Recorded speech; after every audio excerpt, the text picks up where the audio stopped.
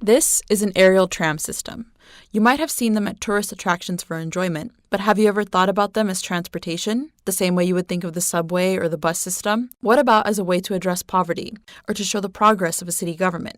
That's what the city of Medellin thought about in 2004 when they introduced an aerial tram system known as a teleférico to connect Santo Domingo, a community in northeast Medellin, to the city's metro. The implementation was overall a success, effectively connecting Santo Domingo to the rest of the metro. The idea was replicated in many cities in Latin America, one of them being Rio de Janeiro, which put an aerial tram system in Morro de Providencia, the city's oldest favela, in the year 2013.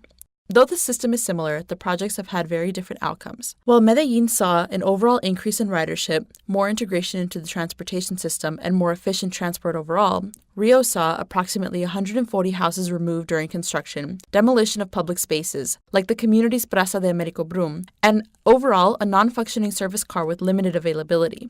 The cause of these different outcomes are tied to how these two cars were proposed and the structure of the development programs that brought them about. The Proyecto Urbano Integrado in Medellin was led by the local government-owned transit authority that had the goal to implement the cable car to increase metro ridership. Morar Carioca is a favela upgrade project that pledged to upgrade all favelas in Rio de Janeiro by 2020. The differences between these programs lie within how they were carried out. The Proyecto Urbano Integrado not only created a new transit method, but also invested money in community facilities, like this library, as well as included residents in the planning and implementation of the cable car.